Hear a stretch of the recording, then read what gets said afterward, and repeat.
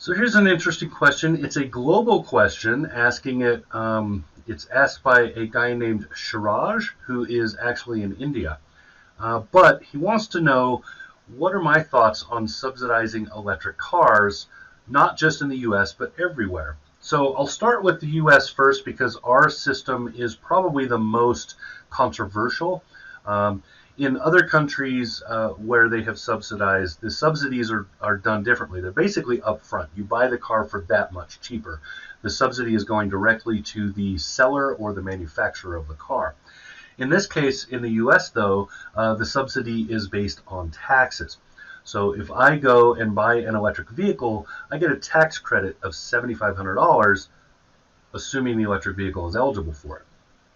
Now, that sounds pretty great on a straightforward scale, but if you look at the number of people in this country who have a tax liability of $7,500 or more where this would apply, they are all in the upper income brackets, which makes this popularly to be considered a rich people subsidy. In other words, the only people really seeing that are rich people. At the same time, because of the price of electric cars, it's really only the upper income people who can afford them right now. So it's kind of a catch-22, and it creates a negative stigma. So it's not that the process itself or the idea of subsidizing is wrong. That's a completely different subject. It's the way that it's being done is creating this resentment in a large portion of the population because none of this can apply to them, and it's seen as just giving more money away to people who they don't think deserve that. So it's a touchy subject. Adding to that, you kind of have this cultural thing of electric vehicle owners, not in the majority, but in the vocal majority, being very assholey. There's no other way to use. I mean, I can't think of another term to use. Where they're just holier than thou all the time. They preach about their vehicle to the point that I've used the term evangelists. They're evangelists for electric vehicles.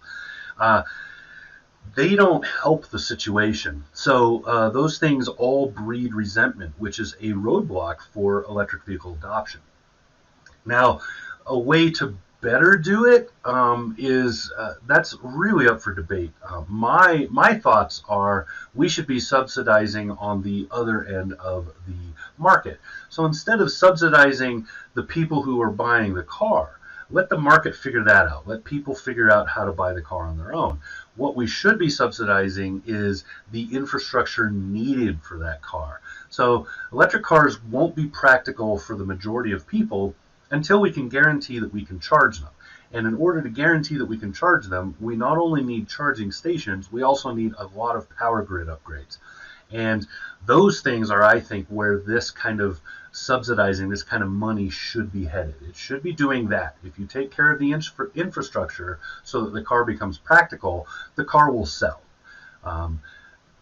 Until it's convenient and practical, it will not sell, no matter how much you push it and how much you scream about it. And there are lots of parallels to this in our society. We can talk about it right now with the pandemic and what's going on there. But I won't because I'm trying to keep this narrow focus. So those are basically my thoughts on subsidies. I don't think that they're done well here in the U.S. I think in other countries it has worked in most ways because they have subsidized on both ends. In the Northern Europe, for example, especially the Scandinavian countries, they have done a lot to not only supply the infrastructure for the cars, but also make those cars sell by making them cheaper, by incentivizing ownership. I think that in this country, if we could at least incentivize the practicality of ownership, so the back end of everything, it's not as sexy, it's not as cool, but if we could do that, then the sales themselves will just happen. Because a lot of people are smart enough to realize that, yes, they might be spending $5,000 more for that electric car, and they might have $30 more a month in their insurance or something, but if they really sit down and work it out, that car is cheaper over the 10-year ownership span. So, there's a lot of things that are give and take here, but again, I think if the infrastructure is there, the cars will be sold. And right now, we just do not have a guarantee of infrastructure. So that's my thoughts on subsidies for electric vehicles. If you have a question or if you want my opinion on something, you go ahead and hit me up. You can find me in the comments down below this video. You can find me on Facebook, Twitter, etc. Just make sure you tag or DM me so that I see it.